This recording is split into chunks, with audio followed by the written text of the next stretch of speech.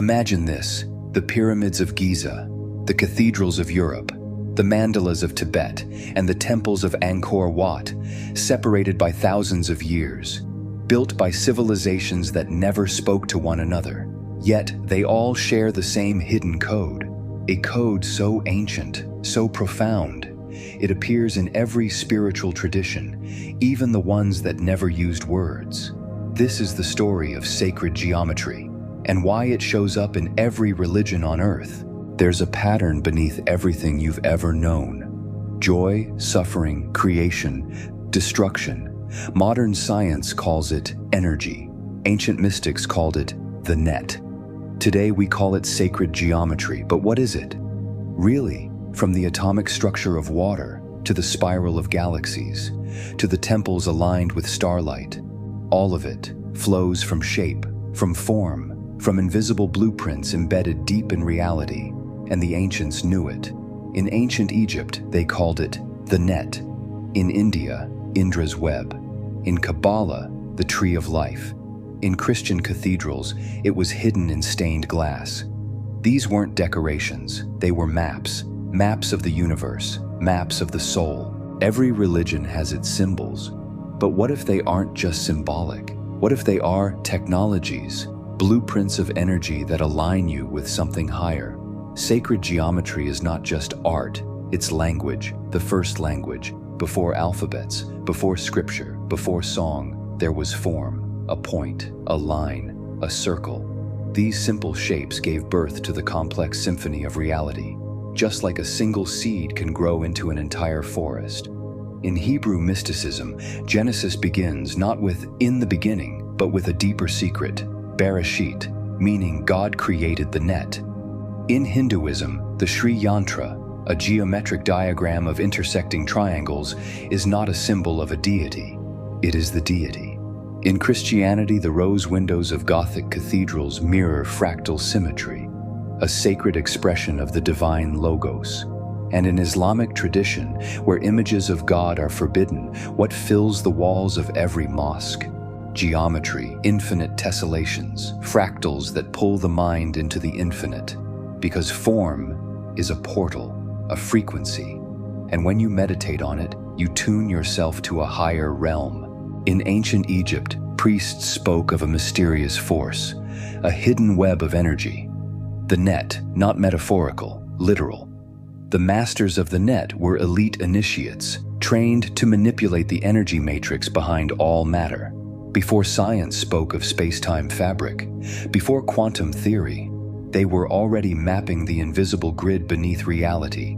Temples were not just places of worship. They were machines, aligned to Earth's energy nodes with cosmic precision. Every wall, every altar, every stone, placed with sacred mathematical intent. The net wasn't just spiritual, it was spatial. Even Plato knew. He wrote of the Platonic solids, geometric forms that mirrored the 5 classical elements: cube for earth, icosahedron for water, octahedron for air, tetrahedron for fire, and dodecahedron for ether, the universal life force. But Plato didn't invent these forms, he inherited them from Egyptian initiates. Over his temple gates were said to be carved, "Let none ignorant of geometry enter here." The ancients knew to know geometry was to know how the invisible becomes visible, how spirit becomes matter. And perhaps the most mystical of these masters, the ones called Jedi. Yes, it's not just science fiction. In the ancient Egyptian texts, the Jed pillar represented the spine of Osiris, the connection between heaven and earth. And those who mastered this alignment were called Jedi, priests who could use their staff to direct energy, who could alter reality through vibration, who could even, as legend claims, bring the dead to life. This is where myth and mysticism collide, and it's not just Egypt. Similar net systems appear in Vedic India, Indra's web, Buddhist cosmology, the Kabbalistic tree of life, even Norse mythology's Yggdrasil, the world tree that connects all realms. Different cultures, same pattern. Because truth doesn't care what language you speak, it speaks geometry. What if the earth had chakras? What if the planet itself pulsed with sacred energy, and ancient builders knew exactly where to tap in? In the 1970s, researcher Ivan Sanderson mapped out strange anomalies across the globe: magnetic distortions, vanishing ships, places where compasses go haywire. From the Bermuda Triangle to the Devil's Sea of Japan, he noticed a pattern. These locations weren't random, they lined up perfectly, on the points of a massive icosahedron, one of the Platonic solids. This isn't pseudoscience, it's sacred science that modern physics is just beginning to rediscover. Temples, pyramids, and monuments, from Egypt to Machu Picchu, were built not just for gods, but on the Earth's energy grid. These sites sit on nodal points, where Earth's telluric currents converge. Some call it the ley line network, others the dragon lines.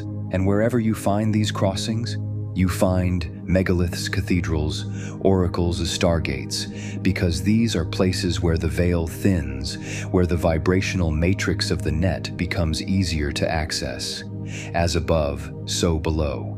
The earth breathes energy, and the ancients built temples like acupuncture needles on its skin. Even today, many still feel it. Ever walked into a sacred site and felt something shift? Time stretches. The air thickens, your thoughts quiet, you're not imagining it. You're standing in the net. Everything feels solid, but science and the ancients say otherwise. What you call reality is just a vibration, a projection. At the cutting edge of modern physics, we now know matter isn't solid. It's waves, energy, vibrating into particles and back again. This is called wave-particle duality. But here's the twist. Ancient traditions already knew this thousands of years ago. In Egypt, India, Tibet, China, masters spoke of subtle energies, not as metaphor, but as real forces that shape the world. The key? They didn't rely on microscopes, they relied on consciousness. They saw the human body not as biology, but as a geometry of energy, a vehicle, a temple.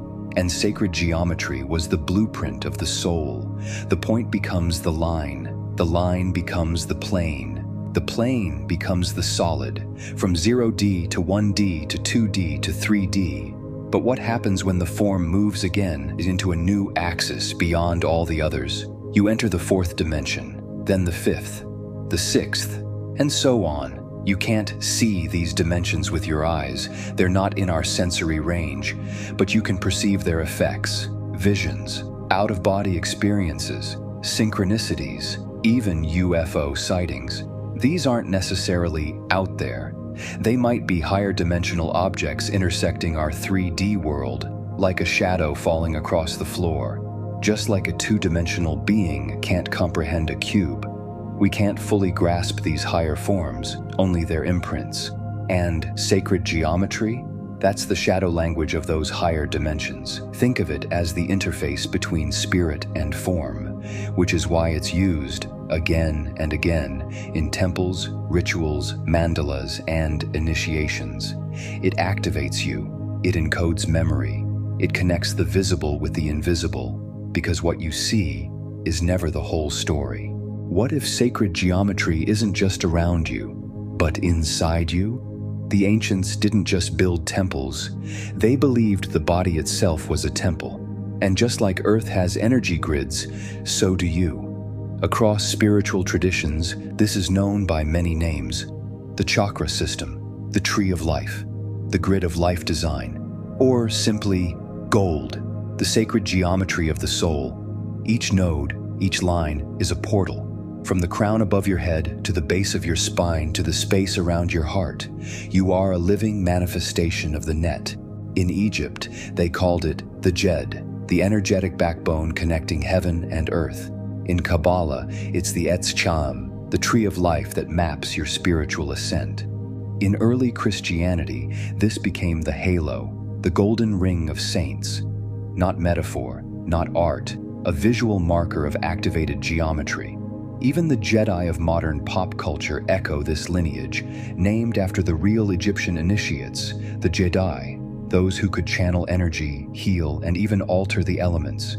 It's not myth, it's memory. You're wired for this. You've always been wired for this. The question is, will you activate it? Sacred geometry isn't just a code in temples. It's a code in your DNA. It's the blueprint of your consciousness. And every time you trace a spiral, gaze into a mandala, walk through a cathedral, or even stare into the patterns of a sunflower, you're remembering something older than memory, that everything is energy, that form is vibration frozen in time, that your life is not random, it's a design, a divine one. So whether you call it geometry, the net, God, the Tao, or the Force, just know the sacred patterns are still here, and they're waiting for you to wake up.